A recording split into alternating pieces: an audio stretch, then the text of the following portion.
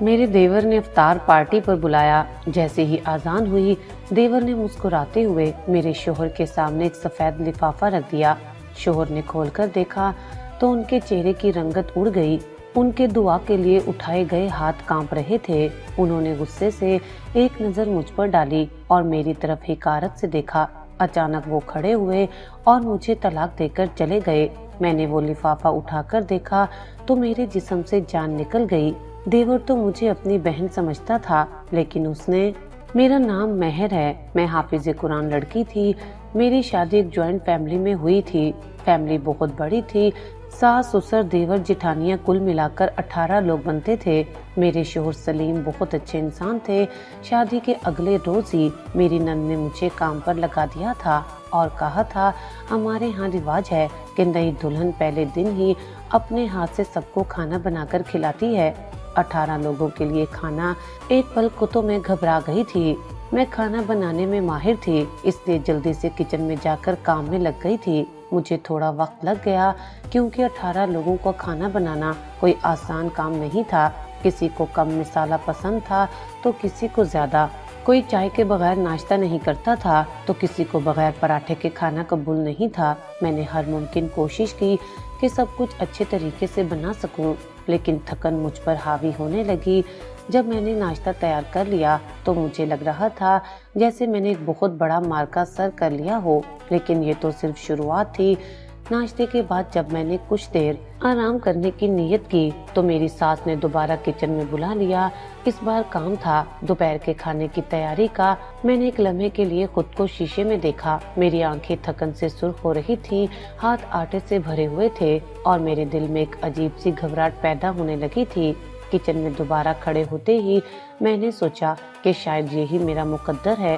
میرے ماں باپ نے تو مجھے صرف یہ سوچ کر بیاہ دیا تھا کہ مجھے ایک بھرے گھر میں خوشیاں ملیں گی، میں کبھی تنہائی محسوس نہیں کروں گی، لیکن کسی نے یہ نہیں سوچا کہ بھرے گھر کا مطلب صرف ہنسی خوشی کے لمحات نہیں ہوتا، بلکہ یہ ذمہ داریوں کا بوجھ بھی ہوتا ہے۔ میں نے چولہا جلایا، برتن سنبھالے اور سبزی کاٹنی شروع کر دی۔ ہر چیز میں محنت لگ رہی تھی اور میرے کندھے جھکنے لگے تھے۔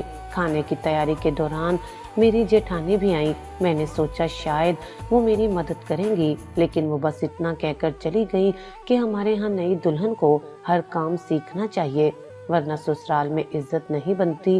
میں حیرت میں رہ گئی کہ کیا عزت بنانے کے لیے خود کو تھکا دینا ضروری ہے؟ کیا میرا اس گھر میں وجود صرف ایک باورچی کی طرح تھا؟ جب دوپہر کا کھانا تیار ہو گیا تو میں نے کچھ دیر بیٹھنے کی کوشش کی، لیکن ابھی آرام کا وقت کہاں آیا تھا۔ برتن دھونے تھے، کچن صاف کرنا تھا اور شام کے چائے کے انتظامات بھی کرنے تھے۔ میں نے گہرا سانس لیا اور خود کو سنبھالنے کی کوشش کی، لیکن جسم تھکن سے جواب دے رہا تھا۔ شام ہوئی تو میں نے چائے بنا کر سب کو پیش کی اور جیسے ہی میں اپنے کمرے میں گئی دروازہ کھٹکا۔ میں نے دروازہ کھولا تو سامنے کریم کھڑا تھا، وہی دیور جو میری عمر کا تھا۔ اس نے ہلکی مسکراہٹ کے ساتھ پوچھا کہ میرا دن کیسا گزرا۔ میں نے ہلکے انداز میں سر ہلایا اور کہا کہ سب ٹھیک ہے، لیکن میرے دل میں سوالات اٹھ رہے تھے۔ کیا یہ زندگی ایسے ہی گزرے گی؟ کیا یہی میرا مقدر ہے کہ میں ہر روز صبح سے شام تک بس سب کی خدمت کرتی رہوں اور خود کو فراموش کر دوں؟ رات کا کھانا بنانے کے لیے پھر سے مجھے کچن جانا پڑا۔ کچن تو کب کا جواب دے چکا تھا، لیکن اب یہ گھر میرا تھا اور مجھے ہر حال میں اسے نبھانا تھا۔ جیسے ہی رات کا کھانا مکمل ہوا سب لوگ کھانے میں مصروف ہو گئے، لیکن میں پیچھے بیٹھ کر اپنی قسمت کو سوچنے لگی۔ شادی سے پہلے میں نے جو خواب دیکھے تھے وہ کہیں کھو چکے تھے۔ میں نے ہمیشہ سوچا تھا کہ میرا شوہر میرے ساتھ ہوگا، مجھے محبت دے گا، میرے آرام کا خیال رکھے گا، لیکن یہاں تو کسی کو یہ پرواہ نہیں تھی کہ میں تھکی ہوں، میرے پاؤں دکھ رہے ہیں یا میرے کندھے درد کر رہے ہیں۔ سب نے مجھے کام کرنے والی مشین سمجھ لیا تھا جس کا کام صرف چولہا جلانا اور برتن دھونا تھا۔ جب میں اپنے کمرے میں واپس آئی تو سلیم پہلے ہی سو چکے تھے۔ میں نے ان کی طرف دیکھا، ان کے چہرے پر اطمینان تھا، لیکن میرے دل میں بے چینی تھی۔ کیا میں ہمیشہ کے لیے ایسی زندگی کی قیدی بننے والی تھی؟ کیا میں بھی ان عورتوں میں شامل ہو جاؤں گی جو خود کو صرف دوسروں کے لیے جیتی ہیں اور اپنے لیے کچھ نہیں کر پاتی؟ میری آنکھوں میں آنسو آ گئے، لیکن میں نے انہیں پونچھ لیا۔ ابھی زندگی کے بہت سے امتحان باقی تھے اور مجھے خود کو مضبوط بنانا تھا۔ میں نے فیصلہ کیا کہ میں ہار نہیں مانوں گی، میں اس گھر میں اپنی پہچان بناؤں گی۔ لیکن کیا یہ ممکن تھا؟ میرا یہ سوچنا کہ اس گھر میں میری کوئی پہچان بنے گی، لوگ میری عزت کریں گے، سب محض ایک دیوانے کا خواب تھا۔ ایسا کچھ ہونے والا نہیں تھا۔ یہاں عزت صرف ان کی تھی جو پہلے سے اپنی جگہ بنا چکی تھی یا جو اپنی زبان سے دوسروں کو دبا سکتی تھی۔ میں تو بس ایک نو ورڈ تھی، ایک ایسی نئی بہو جسے سیدھا باورچی خانے کی نظر کر دیا گیا تھا۔ انہوں نے صاف لفظوں میں کہہ دیا کہ ہم نے تو تمہیں صرف باورچی خانے کا ڈپارٹمنٹ دیا ہے، تمہیں بس ایک جگہ کھڑے ہو کر کھانا ہی تو بنانا ہوتا ہے، اس میں اتنی پریشانی کس بات کی؟ لیکن باورچی خانے کا کام صرف کھانا بنانے تک محدود نہیں تھا، یہاں ہر چیز میری ذمہ داری تھی۔ آٹا گوندنا، روٹیاں بنانا، سالن تیار کرنا، چائے بنانا اور برتن دھونا، یہ سب کچھ میرے حصے میں آیا تھا۔ اوپر سے سب کی الگ الگ فرمائشیں، کبھی جیٹھانی کے بچے کہہ دیتے کہ ہمارے لیے چپس بنا دو، تو کبھی نوڈلز کی فرمائش آ جاتی، کبھی کسی کو میکرونی کھانے کا دل کرتا، تو کبھی اچانک کوئی کہہ دیتا کہ آج کچھ خاص بنا دو۔ کوئی نہیں سوچتا تھا کہ ان تمام کاموں میں وقت لگتا ہے، محنت لگتی ہے۔ میں نے اپنے آپ کو تسلی دی کہ چلو کوئی بات نہیں، نئی دلہن ہوں، کچھ دن کے بعد حالات بہتر ہو جائیں گے۔ لیکن ایسا کچھ نہیں ہوا۔ مجھے سب سے زیادہ تکلیف اس بات کی تھی کہ میرے شوہر کو مجھ میں کوئی دلچسپی نہیں تھی۔ ہماری شادی کو ابھی کچھ ہی دن ہوئے تھے، لیکن ایسا محسوس ہوتا تھا جیسے ہم ایک دوسرے کے لیے اجنبی ہوں، جیسے ہماری شادی کو 10 سال گزر چکے ہوں اور اب ہم ایک دوسرے سے اکتا چکے ہوں۔ وہ گھر میں آتے، اپنے کمرے میں جاتے اور پھر چپ چاپ سو جاتے، نہ کوئی بات، نہ کوئی دلچسپی، نہ کوئی محبت بھرا جملہ۔ ایسے میں ایک کریم ہی تھا جو میرا ساتھ دیتا تھا۔ میں کھانا بنانے کے لیے کچن میں کھڑی ہوتی تو وہ آ کر میرے پاس کھڑا ہو جاتا۔ میں اس گھر کی پہلی بہو نہیں تھی، اس کی 3 بھابیاں پہلے سے موجود تھیں، لیکن پھر بھی وہ میرے ساتھ کچھ الگ ہی طریقے سے پیش آتا تھا۔ جیسے گھر میں نئی اور پہلی بہو آتی ہے تو دیور کو بھی اس کے ساتھ لاڈ اٹھانے کا دل کرتا ہے۔ کریم ہنستے ہوئے کہتا کہ آپ تو میری عمر کی ہیں، اس لیے آپ سے بات کر کے مجھے اچھا لگتا ہے، ورنہ میری باقی بھابیاں تو تقریباً بوڑھی ہیں۔ میں ان کی بات پر ہنس دیتی، حالانکہ دل میں عجیب سا احساس ہوتا، کیا یہ سب نارمل تھا؟ کیا دیور کا یوں میرے ساتھ گھلنا ملنا ٹھیک تھا؟ لیکن سچ کہوں تو جب میں اس سے باتوں میں لگ جاتی تو میرا کام جلدی ہو جاتا۔ وہ مدد بھی کر دیتا، کبھی پیاز چھیل دیتا، کبھی لہسن صاف کر دیتا۔ میں نے ایک دن اس سے پوچھا کہ تمہیں یہ سب کام کیسے آتے ہیں؟ تو اس نے جواب دیا کہ میں نے 2 سال ہاسٹل میں گزارے ہیں، مجھے کھانا پکانے کا پورا تجربہ ہے۔ یہ سب کچھ ٹھیک ہی چل رہا تھا، لیکن رمضان قریب آ رہا تھا اور میں جانتی تھی کہ رمضان میں کام کتنا بڑھ جاتا ہے۔ میرے لیے یہ سب ایک بہت بڑی پریشانی بن گیا تھا۔ میں نے اندازہ لگایا کہ یہ سب عورتوں کی ملی جلی بھگت تھی۔ انہیں معلوم تھا کہ شادی کے 10-15 دن بعد رمضان شروع ہو جائے گا اور وہ چاہتے تھے کہ سارا بوجھ مجھ پر آ جائے۔ میں سمجھ چکی تھی کہ انہوں نے سوچ سمجھ کر مجھے کھانا پکانے کے کام میں الجھا دیا ہے تاکہ انہیں کوئی زحمت نہ ہو۔ میں اس فکر میں گھلنے لگی کہ روزہ رکھ کر اتنا کام کیسے کروں گی، سحری تیار کرنا، روزہ کھولنے کے لیے افطاری بنانا، ساتھ میں رات کے کھانے کا بھی بندوبست کرنا، یہ سب کچھ میرے لیے آسان نہیں تھا۔ میں نے اپنے دل کی یہ بات کریم سے بھی کہہ دی۔ کریم نے فوراً کہا کہ آپ کو پریشان ہونے کی ضرورت نہیں ہے، میں ہوں نا، میں مدد کروں گا، آپ کو زیادہ کام نہیں کرنا پڑے گا۔ میں نے گہری سانس لی، لیکن دل میں یقین نہیں آیا وہ کتنی مدد کر لے گا، آخر میں تو یہی کام میرے حصے میں ہی آئے گا۔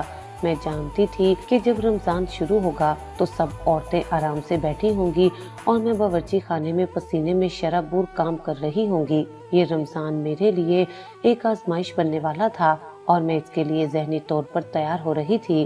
رمضان شروع ہو چکا تھا اور میرے اندر بالکل بھی ہمت نہیں تھی۔ میں مسلسل کام کرتے کرتے اتنی کمزور ہو چکی تھی کہ چلنا پھرنا بھی مشکل لگتا تھا۔ ہر وقت تھکن تاری رہتی، نیند پوری نہ ہوتی اور بدن میں جیسے جان ہی باقی نہ رہی ہو۔ نئی شادی ہو تو ویسے بھی انسان کی پوری زندگی الٹ پلٹ ہو جاتی ہے۔ میرے اندر اب وہ توانائی نہیں تھی جو شادی سے پہلے ہوا کرتی تھی۔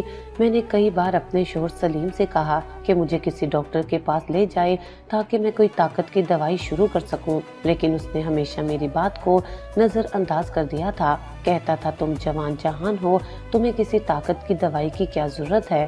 और फिर रमजान आ रहा है, रोजे रखो, रोजे रखने से सेहत अच्छी हो जाती है। मेरी परेशानी और बढ़ गई। मुझे समझ नहीं आ रहा था कि मैं ये सब कुछ कैसे संभालूंगी। पूरे घर की जिम्मेदारी, सहरी और अफ्तारी के तमाम इंतजामात और ऊपर से मेरी अपनी सेहत जो दिन ब दिन खराब हो रही थी। लेकिन सलीम को मेरी हालत की कोई परवाह नहीं थी। उसके लिए शायद मैं बस एक जिम्मेदारी थी जो पूरी हो चुकी थी।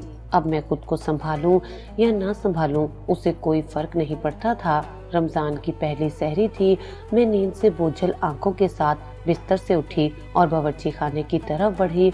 लेकिन जैसे ही मैंने दरवाजा खोला, सामने का मंजर देखकर हैरान रह गई। आधी से ज्यादा सहरी तैयार हो चुकी थी।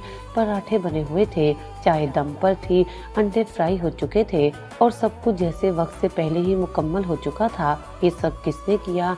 मेरी नजर जैसे ही एक तरफ गई तो करीम को देखकर मजीद हैरत हुई। वो चूल्हे के सामने खड़ा कुछ गर्म कर रहा था, जैसे किसी माहिर बावर्ची की तरह तमाम काम संभाले हुए हो। मैं हैरानी से बोली, ये सब तुमने बनाया? तुमने क्यों किया? मैं तो अभी आ रही थी। करीम मुस्कुराकर बोला, अरे मैं हूँ ना, बस आप खाने को टेबल पर लगा दे। मैंने परेशान होकर कहा, लेकिन अगर सबको पता चल गया तो क्या होगा? वो हंसते हुए कहने लगा, यहाँ किसी को कुछ पता नहीं चलेगा। यहाँ लोग सहरी में सिर्फ खाने के लिए उठते हैं, नमाज के बगैर ही सो जाते हैं और अफ्तारी में भी सब अपने अपने कमरों में बैठे रहते हैं।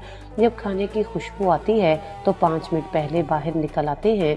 बस आप फिक्र ना करें, मैं हूँ ना। मुझे एक लम्हे के लिए अजीब लगा कि वो मेरी इतनी मदद क्यों कर रहा है। क्या ये सब वाकई किसी खलूस के तहत हो रहा था या उसके पीछे कोई और वजह थी?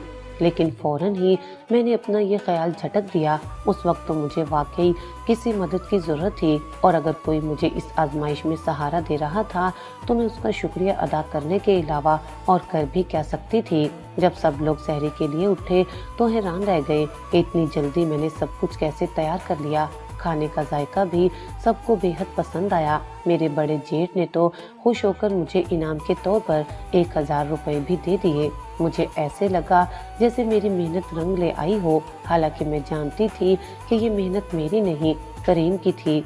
उसके बाद ये सिलसिला चल निकला। रोज अफ्तारी में भी करीम मेरी मदद करने लगा। ज्यादातर काम वो ही करता, मैं बस छोटे मोटे काम करती। वो मुझे काम करने ही ना देता, किसी चीज को हाथ भी न लगाने देता। मैं हैरान होती कि आखिर मेरे साथ इतना बड़ा करम कैसे हो गया, वरना मैं जितना भी जल्दी उठती, जितना भी जोर लगा लेती, मैं कभी भी इतने सारे लोगों का खाना एक साथ वक्त पर नहीं बना पाती।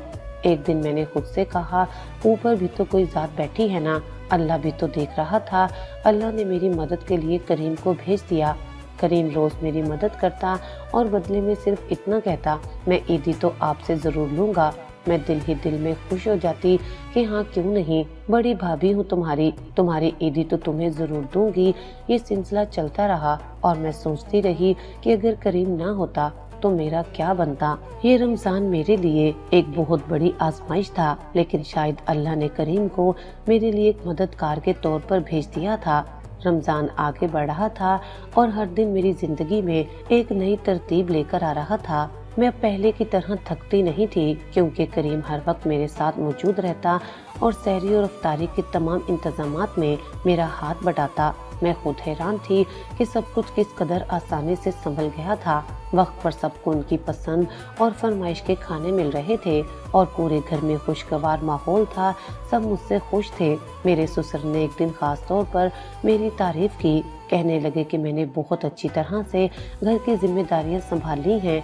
मेरे शौहर के दादा दादी भी बहुत खुश थे। वो अक्सर सहरी या अफ्तारी के वक्त मेरे बनाए हुए खाने खाकर दुआएं देते और मुझे महसूस होता कि मैं वाकई इस घर का अहम हिस्सा बन गई हूँ। मेरा शौहर भी मुतमईन था, लेकिन उसका अंदाज जरा मुख्तलिफ था। ज्यादा इजहार मोहब्बत या तारीफ करना उसकी आदत में शामिल नहीं था, मगर उसने एक दिन मुख्तसर सा जुमला कहा, अच्छा हुआ तुमने अपनी जिम्मेदारियां अच्छे तरीके से संभाली हुई हैं, बस इतना ही काफी है। ये सुनकर मेरे दिल में अजीब सी कैफियत पैदा हुई। मुझे उसकी बात में ज्यादा गर्मी या मोहब्बत महसूस नहीं हुई, जैसे वो बस एक रिवायती जुमला कहकर अपनी तरफ से फर्ज अदा कर रहा हो।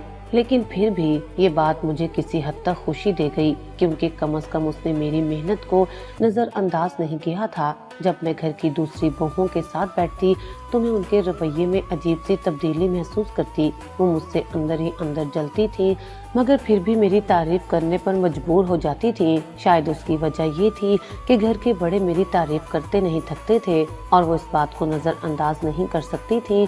एक दिन बातों बातों में करीम का जिक्र निकल आया। तभी बड़ी जेठानी ने तंजिया लहजे में कहा, बड़ा ही दिल फेंक किस्म का ओबाश लड़का है। मैं हैरत से उन्हें देखने लगी।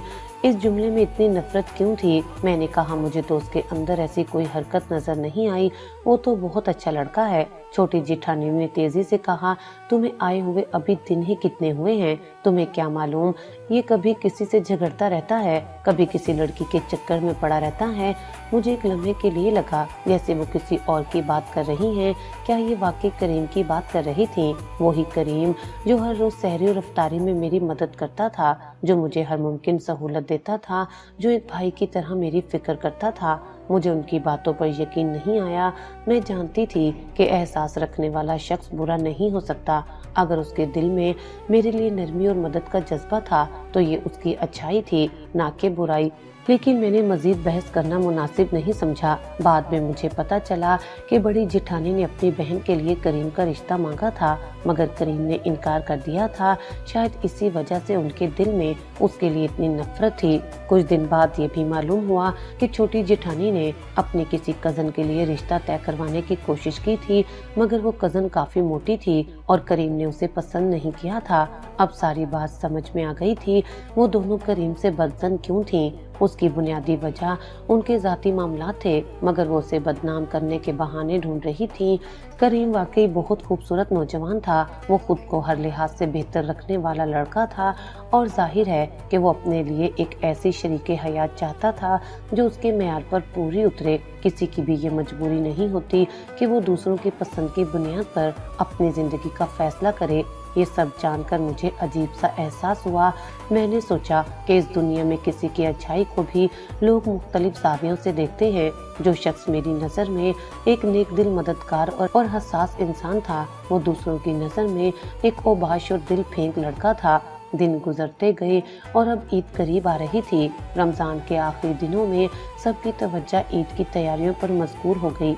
मेरे ससुर और सास ने मुझसे कहा, तुम्हारी पहली ईद है, तुम्हारे लिए हम बहुत अच्छे कपड़े और जूते बनवाएंगे। ये सुनकर मेरे दिल में खुशी की एक लहर दौड़ गई। मैंने हमेशा ख्वाब देखा था कि मेरी शादी के बाद मेरी ससुराल वाले मुझे इतनी इज्जत देंगे कि मैं खुद को खास महसूस कर सकूंगी, और आज वो लम्हा आ गया था। मैं इस बात पर भी खुश थी कि इस घर में मेरी इज्जत बनी हुई थी।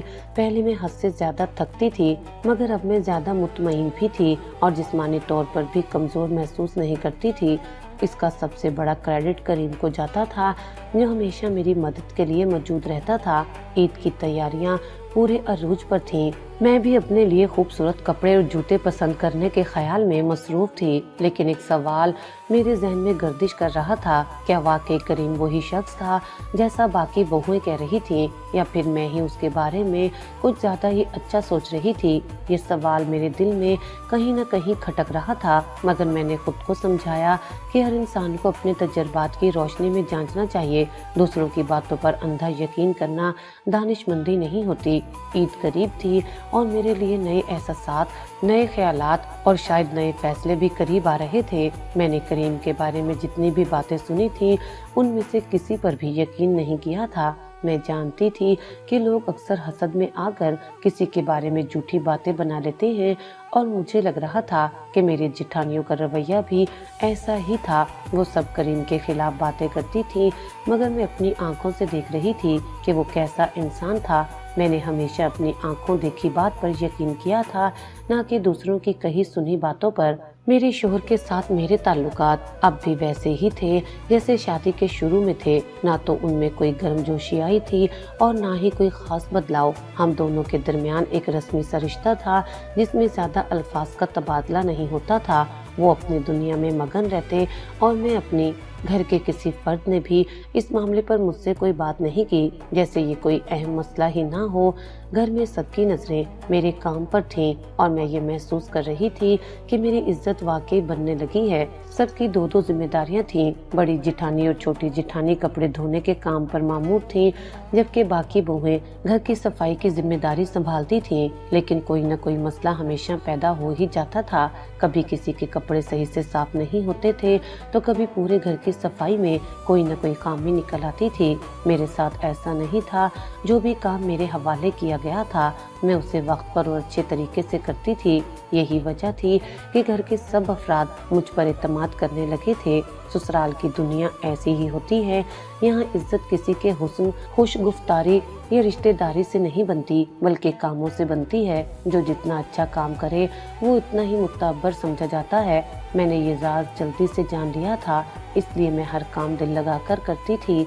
मगर मैं जानती थी कि सबका असल क्रेडिट करीम को जाता है। अगर वो मेरे साथ ना होता तो शायद मैं इतने अच्छे तरीके से सब कुछ संभाल नहीं पाती। अब ईद करीब आ रही थी और मैं सोचने लगी कि करीम के लिए क्या किया जाए। उसने मेरी जितनी मदद की थी, मैं चाहती थी कि मैं भी किसी न किसी तरह उसका शुक्रिया अदा करूं। मेरे पास मेरी सलामी के कुछ पैसे रखे हुए थे और मैंने सोचा कि मैं उसे ईदी में 5,000 रुपए दे दूंगी। फिर एक ख्याल आया कि शायद 5,000 कम हो। करीम हर चीज में मेरा साथ देता था और मैं चाहती थी कि उसे खुशी महसूस हो। मैंने सोचा कि अगर मुझे किसी और तरफ से ईदी मिली तो मैं उसे 10,000 दे दूंगी, वो खुश हो जाएगा। आखिर को छोटा देवर है। ईद में अब सिर्फ 2 दिन रह गए थे और घर के कामों में मजीद इजाफा हो गया था। हर तरफ हलचल मची हुई थी। हर किसी को अपने काम की फिक्र थी। मगर मेरे लिए सबसे हैरान कुन बात ये थी कि करीम अभी तक मेरी मदद कर रहा था। वो सुबह से शाम तक हर जगह काम में लगा रहता था। मैं अक्सर सोचती कि वो इतनी चुस्ती से ये सब कुछ कैसे कर लेता है। शायद सही कहते हैं कि मर्द औरतों से हर काम में बेहतर होते हैं। उनमें ना तो जल्दी थकन महसूस करने की आदत होती है और ना ही वो किसी काम से घबराते हैं। करीम जैसे लड़के कम ही देखने को मिलते हैं जो घर के कामों में इतनी दिलचस्पी लें और दूसरों की मदद करें। एक दिन जब मैं अपने कामों में मसरूफ थी, करीम अचानक मेरे पास आया और कहा कि वो मुझसे कुछ बात करना चाहता है। मैंने हैरानी से उसकी तरफ देखा और उससे पूछा कि क्या बात है। उसने कहा कि वो मुझे छत पर कुछ कहना चाहता है। मैं थोड़ी सी हैरान हुई, मगर उसके अंदाज में कोई अजीब बात नहीं थी, इसलिए मैं खामोशी से उसके साथ चल दी। हम छत पर पहुंचे तो वहाँ एक हल्की सी हवा चल रही थी। रमजान की आखिरी रातों में मौसम कुछ नरम हो गया था और चांदनी की रोशनी चारों तरफ फैली हुई थी। करीम ने एक लम्हे के लिए खामोशी अख्तियार की, जैसे वो अल्फाज तलाश कर रहा हो। फिर वो बोला, आपसे मुझे कुछ कहना है। मैंने आपकी इतनी मदद की है, अब आपने मेरी मदद करनी है। मैंने हल्की मुस्कुराहट के साथ कहा, हाँ क्यों नहीं, बोलो क्या चाहिए। उसने गहरी सांस ली और कहा, कल चांद रात है, मैं आपको कल बताऊंगा कि बात क्या है। मैंने सर हिला दिया। मुझे ऐसा नहीं लगा कि ये कोई अजीब बात हो सकती है। मैंने नॉर्मल तरीके से कह दिया, ठीक है कल बता देना। उस वक्त मैंने ज्यादा सोचने की जरूरत महसूस नहीं की। मुझे लगा कि वो शायद किसी आम सी चीज के बारे में बात कर रहा है, जैसे कोई ईदी लेने का बहाना या किसी काम में मदद की दरखास्त। मुझे नहीं मालूम था कि चांद रात मेरे लिए क्या इंकशाफ लेकर आएगी। चांद रात थी और सुबह का वक्त था जब करीम ने मुझे अपने कमरे में बुलाया। मुझे उसके कमरे में नहीं जाना चाहिए था, लेकिन दरवाजा खुला हुआ था और वो बार बार कह रहा था कि उसे मुझसे एक जरूरी बात करनी है। मैं कुछ लम्हे वहीं खड़ी रही, लेकिन फिर ये सोचकर अंदर चली गई कि शायद वाकई कोई अहम बात हो। करीम संजीदा लग रहा था। उसकी आंखों में एक अजीब सी चमक थी, जैसे वो काफी दिनों से कुछ कहना चाह रहा हो। मैंने उसकी तरफ देखा और सवालिया अंदाज में कहा कि वो क्या बात करना चाहता है। वो एक लम्हे के लिए रुका, फिर धीमे लहजे में वो बात कह दी, जिसे सुनकर मैं हैरान रह गई। मेरे दिमाग में जैसे बिजली सी गूंज गई। मुझे फौरन समझ आ गया कि वो पूरे महीने मेरी मदद क्यों कर रहा था। जो कुछ मैं अब तक नेकी और मदद समझ रही थी, उसके पीछे कुछ और ही था। मैं गहरी सोच में पड़ गई। मेरी खामोशी देखकर वो बेचैनी से बोला, क्या मैं उसका काम नहीं करूंगी? मैंने नजरें चुराकर कहा कि उसने तो बहुत अजीब बात कह दी है, अब क्या होगा? اس نے اعتماد سے کہا کہ میں نے بھی تو تمہاری کتنی مدد کی ہے، اب تم بھی میری مدد کرو۔ میں نے ایک لمحے کے لیے سوچا، پھر گہری سانس لے کر کہا کہ ٹھیک ہے، لیکن یہ کام ہم گھر میں نہیں کر سکتے، ہمیں باہر جانا ہوگا۔ کریم نے جلدی سے سر ہلایا اور بولا کہ کوئی مسئلہ نہیں، شام کو سب لوگ بوفے کھانے جا رہے ہوں گے، کسی کو خبر بھی نہیں ہوگی کہ ہم کہاں ہیں اور کیا کر رہے ہیں۔ میں خوف زدہ تھی، دل تیزی سے دھڑک رہا تھا۔ اگر میرے شوہر کو پتہ چلتا تو وہ ضرور مجھے سخت باتیں سناتا، مگر میں کریم کا دل بھی نہیں دکھا سکتی تھی۔ شام ہونے سے پہلے میں نے اپنے کپڑے بدلے اور تیار ہو گئی۔ جیسے ہی سب لوگ گھر سے نکلے، میں بھی کریم کے ساتھ باہر چلی گئی۔ ہم سیدھا ہوٹل گئے، پھر پارک کا رخ کیا اور آخر میں خوبصورت کیفے میں جا کر افطاری کی۔ میں ہر لمحہ گھبرائی ہوئی تھی، لیکن کریم ہنسی مذاق کرتا رہا جیسے کچھ ہوا ہی نہ ہو۔ جب ہم شام کو واپس آئے تو وقت گزر چکا تھا اور رات ہو چکی تھی۔ میرا دل زور زور سے دھڑک رہا تھا۔ جیسے ہی گھر کے اندر قدم رکھا، مجھے احساس ہوا کہ ماحول بدلا ہوا ہے۔ ہر طرف خاموشی تھی، لیکن یہ خاموشی کسی طوفان کا پیش خیمہ لگ رہی تھی۔ اچانک میری بڑی جیٹھانی نے میرے اور کریم کے خلاف باتیں شروع کر دیں۔ اس نے اونچی آواز میں الزام لگایا کہ ہم دونوں کا چکر چل رہا ہے۔ میں حیران رہ گئی۔ اس کے بعد اس نے سب کے سامنے ایک ویڈیو چلا دی۔ ویڈیو میں واضح طور پر دکھایا گیا تھا کہ ہم لوگ پہلے ہوٹل میں گئے، پھر پارک کی سیر کی اور آخر میں کیفے میں جا کر افطاری کی۔ سب کی نظریں مجھ پر جم گئیں، جیسے میں کوئی بہت بڑا گناہ کر بیٹھی ہوں۔ میری جیٹھانی نے زہریلے لہجے میں کہا کہ کریم نے پورے رمضان میں میری مدد کیوں کی، ورنہ تو وہ ایک گلاس پانی بھی خود سے اٹھا کر نہیں پیتا تھا۔ اس نے سب کو چیلنج کیا کہ وہ مجھ سے پوچھے کہ یہ سب کب سے چل رہا ہے۔ پورا ماحول ایک عدالت میں بدل چکا تھا۔ ہر کوئی عجیب نظروں سے مجھے دیکھ رہا تھا۔ میرا شوہر خاموش تھا، لیکن اس کے چہرے پر بدگمانی واضح تھی۔ میں گھبرا گئی، کچھ سمجھ نہیں آ رہا تھا کہ کیا کہوں۔ اتنے میں کریم آگے بڑھا اور سب کو سمجھانے لگا کہ دراصل سچائی کیا ہے۔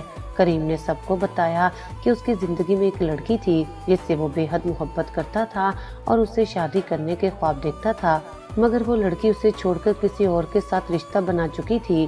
کریم کو اس کا صدمہ تھا، لیکن وہ اپنی ہار تسلیم کرنے کی بجائے اس لڑکی کو یہ دکھانا چاہتا تھا کہ وہ بھی آگے بڑھ چکا ہے، وہ بھی کسی کے ساتھ خوش ہے اور اسے کریم کی کوئی پرواہ نہیں ہونی چاہیے۔ وہ چاہتا تھا کہ وہ لڑکی دیکھے کہ وہ اکیلا نہیں ہے، بلکہ خوشحال زندگی گزار رہا ہے، تاکہ اس کے دل میں پچھتاوے کے جذبات پیدا ہوں اور شاید وہ واپس اس کی زندگی میں آ جائے۔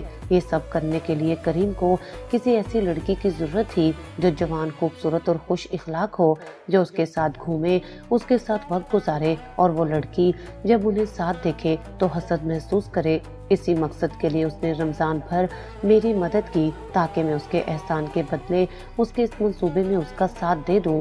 میں کریم کی باتیں سن کر حیران رہ گئی۔ مجھے اندازہ نہیں تھا کہ وہ اس حد تک جا چکا ہے۔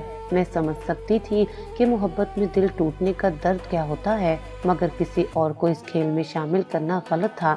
کریم نے مزید وضاحت کی کہ وہ لڑکی بھی اسی جگہ پر آئی ہوئی تھی جہاں ہم جا رہے تھے۔ وہ اپنے بوائے فرینڈ کے ساتھ تھی اور جب اس نے کریم کو میرے ساتھ دیکھا تو اسے جلن محسوس ہونے لگی۔ کریم کا مقصد یہی تھا کہ وہ لڑکی یہ دیکھے کہ جس شخص کو اس نے چھوڑ دیا وہ کسی اور کے ساتھ خوش ہے۔ اس کے دل میں احساس ندامت پیدا ہوا اور وہ واپس آنے کے بارے میں سوچے۔ یہ طریقہ شاید عجیب تھا اور میرے ساتھ جانے کا طریقہ بھی نامناسب تھا، مگر کریم کے مطابق وہ کسی اور سے مدد مانگتا بھی تو کس سے؟ اسے ایسی لڑکی چاہیے تھی جو اس کے ساتھ کھل کر باہر جا سکے، ہنس سکے، وقت گزار سکے، اور میں اس کے نزدیک بہترین انتخاب تھی۔ میں اس کے قریب ترین تھی۔ وہ جانتا تھا کہ میں صاف دل کی ہوں، میں اس پر بھروسہ کرتی ہوں اور وہ مجھ پر۔ اس نے پورے رمضان مجھے اس نیت سے سپورٹ کیا تاکہ وہ میری مدد کا بدلہ وصول کر سکے۔ یہ سب کچھ غلط ضرور تھا، مگر اتنا بھی غلط نہیں تھا جتنا میری جیٹھانی نے اسے بنا دیا تھا۔ میں مانتی ہوں کہ ہم نے باہر جا کر وقت گزارا، مگر ہمارے درمیان ایسا کچھ بھی نہیں تھا جو شرمندگی کا باعث بنتا۔ ہم نے اپنے رشتے کو پامال نہیں کیا، ہم نے کوئی غلط حرکت نہیں کی، ہم صرف باہر گئے تھے، وقت گزارا اور واپس آ گئے۔ راستے میں جب میں جھجک رہی تھی تو کریم نے ہلکی سی مسکراہٹ کے ساتھ کہا کہ یہی میری عیدی ہوگی کہ تم میری مدد کرو گی۔ میں کچھ لمحے کے لیے خاموش رہی، لیکن پھر میں نے ہاں کر دی۔ اس نے میری مدد کی تھی تو میں بھی اس کی مدد کر رہی تھی، مگر مجھے اندازہ نہیں تھا کہ اس کے بعد میری زندگی میں اتنی بڑی آزمائش آ جائے گی۔ घर में जो हंगामा बरपा हुआ वो मेरे लिए नाकाबिले बर्दाश्त था। सबने मेरी तरफ ऐसे देखा जैसे मैं कोई बहुत बड़ा गुनाह कर चुकी हूँ। कोई हमारी सच्चाई सुनने के लिए तैयार नहीं था। जेठानी बार बार यही कह रही थी कि हम कोई कहानी कर रहे हैं, हकीकत में हमारा चक्कर चल रहा है। मैं बेहद शर्मिंदा हो रही थी। करीम ने कोशिश की कि सबको सच्चाई समझा सके। उसने अपनी उस पुरानी मोहब्बत की तस्वीर सबको दिखाई, उसके वॉइस मैसेज सुनाए जिसमें वो लड़की करीम को अपनी जिंदगी से निकल जाने के लिए कह रही थी। फिर उसने सबके सामने इतराफ किया कि वो आज भी उसी लड़की से मोहब्बत करता है और जो कुछ हुआ वो सिर्फ उस लड़की को जलाने के लिए था। आखिर में करीम ने सबके सामने कह दिया कि मैं तो उस लड़की से मोहब्बत करता हूँ, ये तो मेरे लिए मेरी बहनों जैसी है, मेरी भाभी है। मगर घर के लोग आसानी से मानने को तैयार नहीं थे। करीम को भी सख्त डांट पड़ी और मुझे भी। सब ने कहा कि करीम तो जवान लड़का है, मगर मैं तो शादीशुदा औरत हूँ, मुझे ज्यादा अक्ल से काम लेना चाहिए था। मेरा शोहर खामोशी से बैठा रहा, मगर मैं देख सकती थी कि उसकी आंखों में शक और गुस्सा था। मैं उसे कैसे समझाती कि मैंने कुछ गलत नहीं किया। उस रात मेरी और मेरे शोहर की जबरदस्त लड़ाई हुई। उसने मुझसे 2 महीने तक बात नहीं की। वो मुझसे बेहद नाराज था, जैसे मैंने उसकी इज्जत खाक में मिला दी हो। मुझे उसकी खामोशी तकलीफ दे रही थी, मगर मैं जानती थी कि वक्त के साथ शायद वो समझ जाए कि मैं कसूरवार नहीं हूँ। घर के दूसरे अफराद भी हमें अजीब नजरों से देखते रहे। वो सब यही समझते थे कि हम कहानी बना रहे हैं, मगर हकीकत कुछ और है। मैंने चाहा कि उन सबको छोड़कर कहीं और चली जाऊं, मगर ऐसा मुमकिन नहीं था। वक्त गुजरता गया, मगर मेरे और करीम के दरमियान दूरियां पैदा हो गईं। अब हम पहले की तरह बात नहीं करते थे। हम दोनों को एहसास था कि एक लम्हे की नासमझी ने हमें सबकी नजरों में गिरा दिया। जब मैं भी उसे देखती, मुझे यही महसूस होता कि वो भी शर्मिंदा है कि उसकी वजह से मेरी इज्जत खराब हो गई। शायद हम दोनों ने गलती की थी, मगर हमने कोई गुनाह नहीं किया था। मगर उस घर में रहते हुए हमें अपनी सफाई पेश करने का मौका कभी नहीं मिला। साइमा जब दोबारा करीम की जिंदगी में लौटी तो वो मुकम्मल तौर पर बदली हुई थी। पहले जो लड़की करीम को छोड़कर जा चुकी थी, आज वही हसद और जलन के जज्बात में जल रही थी। उसे एहसास हो चुका था कि करीम उसके बगैर भी खुश रह सकता है। ये ख्याल ही उसके लिए नाकाबिले बर्दाश्त था। वो जो करीम को एक वक्त में नजरअंदाज कर चुकी थी, अब वही करीम की तवज्जो पाने के लिए बेकरार हो चुकी थी। साइमा ने एक दिन हिम्मत करके करीम से अपनी मोहब्बत का इजहार कर दिया। उसने मान लिया कि वो उसे छोड़कर गलती कर बैठी थी और अब वो इस रिश्ते को बचाना चाहती थी। करीम के दिल में पहले ही उसके लिए मोहब्बत मौजूद थी। वो तो सिर्फ अपनी अना की तस्कीन चाहता था कि साइमा उसकी जिंदगी में वापस आए। जब वो खुद चलकर उसके पास आई तो करीम ने उसे कबूल करने में देर नहीं की। ये फैसला सिर्फ करीम का नहीं था, बल्कि पूरे घर की रजामंदी भी जरूरी थी। खानदान में बात हुई, दोनों तरफ के बुजुर्गों ने मशवरा किया और फिर साइमा और करीम की शादी तय पा गई। शादी के दिन मैंने साइमा के चेहरे पर एक अजीब सी खुशी और निदामत के मिले जुले जज्बात देखे। वो जानती थी कि करीम के बगैर रहना उसके लिए मुमकिन नहीं था, और अब जब वो उसके साथ एक नए सफर का आगाज कर रही थी तो उसे अपनी माजी की गलतियों का भी एहसास था। साइमा की शादी के बाद मेरी जिंदगी में एक नया मोड़ आ गया। अब वो मेरी देवरानी बन चुकी थी और मैं खुद भी एक जेठानी के रुतबे पर फाइज हो गई थी। लेकिन हमारे दरमियान वो रवायती जेठानी और देवरानी वाला रिश्ता नहीं था जो ज्यादातर घरों में देखा जाता है, बल्कि ऐसा लगता था जैसे मेरी छोटी बहन मेरे घर आ गई हो। वो पहले दिन से ही मेरे करीब थी, जैसे हम बरसों से एक दूसरे को जानते हों। जब वो इस घर में आई तो दूसरे अफराद की तरह वो भी घरेलू जिम्मेदारियों का हिस्सा बन गई। चूंकि घर में पहले ही औरतों की तादाद ज्यादा थी, इसलिए हर किसी को कुछ न कुछ काम बांटना ही था। साइमा की ड्यूटी भी मेरे साथ किचन में लगा दी गई और उसके बाद हम दोनों का साथ और मजबूत हो गया। हम दोनों किचन में एक साथ काम करते, कभी हंसते, कभी गपशप लगाते और कभी कोई नई तरकीब आजमाने की कोशिश करते।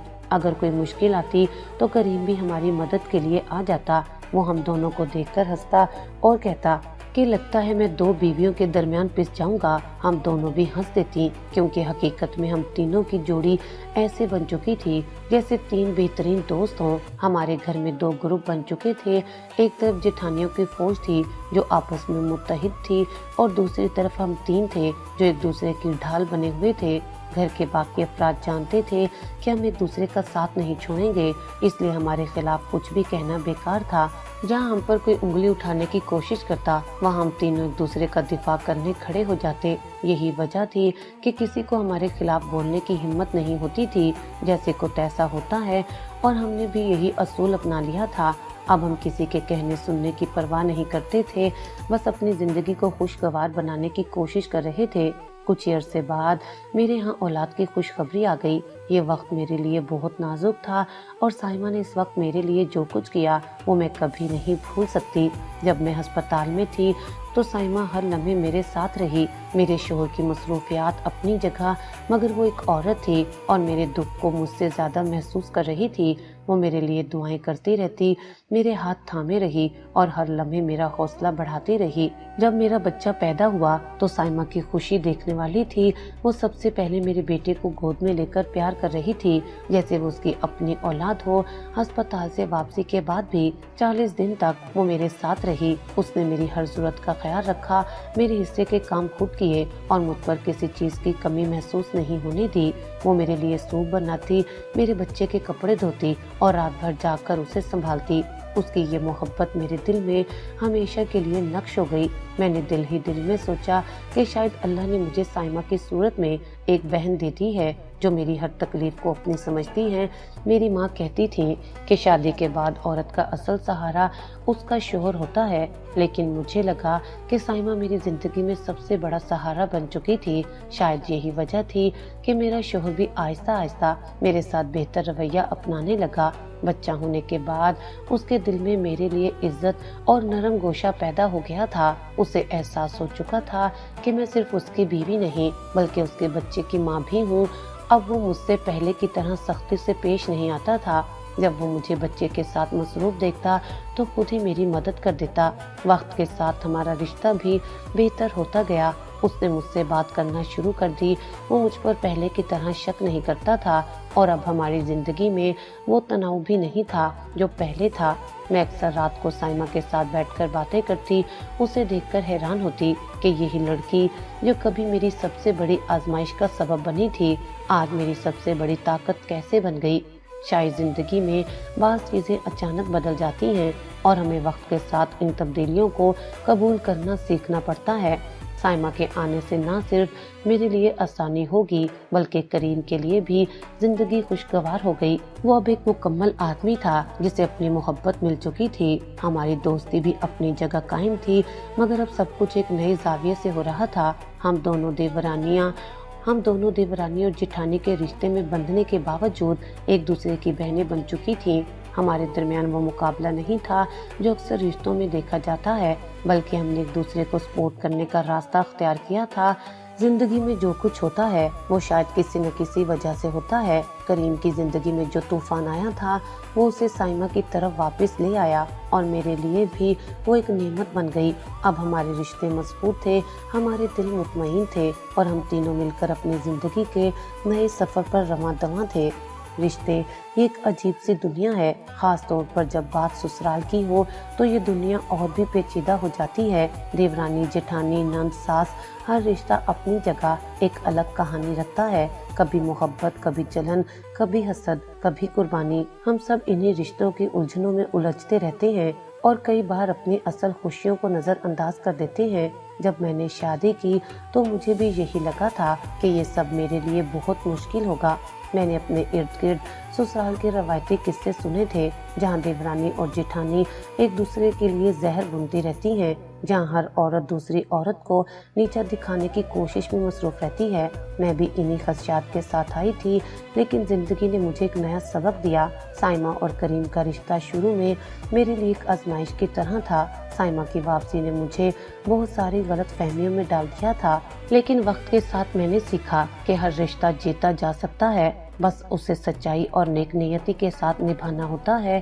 سائمہ جب اس گھر میں آئی تو میری دیورانی کے ساتھ ساتھ میری بہترین دوست بھی بن گئی تھی۔ وہی سائمہ جو کبھی میرے لیے سوالیہ نشان تھی، وہی آج میرے سب سے قریب تھی۔